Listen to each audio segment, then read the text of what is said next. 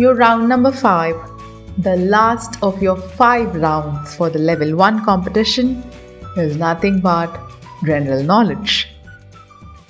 I do believe something very magical can happen when you read a good book, said Rowling. Books give a soul to the universe, wings to the mind, flight to imagination, and life to everything, said Plato. So I guess reading books apart from your textbooks should be a good thing after all. GK is here divided into verbal reasoning and literary world. Under verbal reasoning, you have arranged the words in alphabetical order and jumble tumble. Under literary world, you have books, authors, and characters, and literary devices. So let's start with the first one. Arrange the words in alphabetical order. This is quite simple. You've got to only arrange the words in alphabetical order. Here, A, advantage, comes first. So C, then comes direction, so A, and M, mechanism, so B, and finally Y, youth. So CABD will be the answer.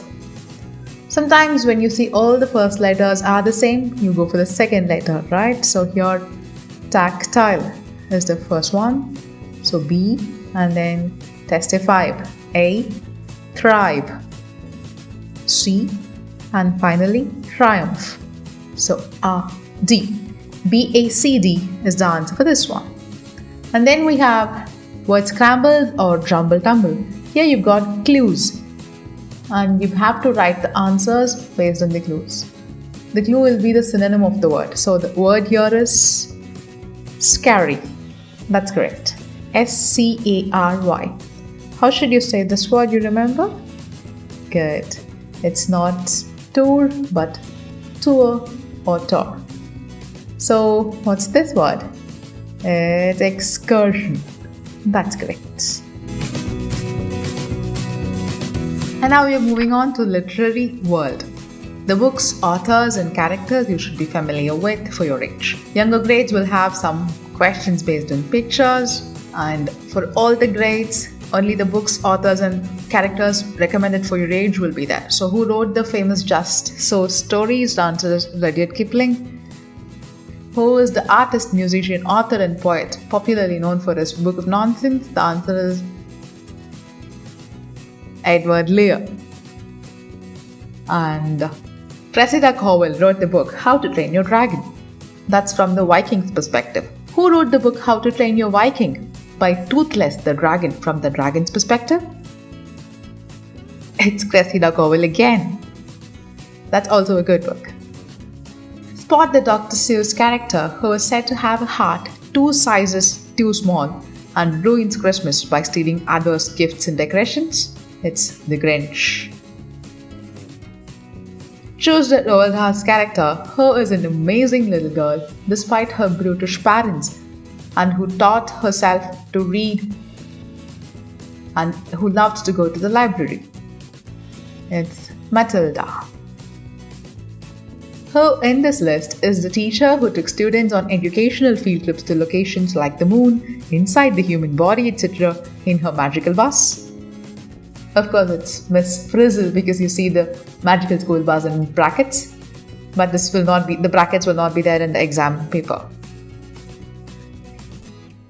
Right, so now we're going to go to a higher grade book. This is the study content for 7, 8, 9 books. The characters, the books, the authors who wrote those books. So a question based on this will be like, it's just an example. Hatter is a character of which author's imagination? Is it Dodie Smith? Yeah. Is it Lewis Carroll? Yeah.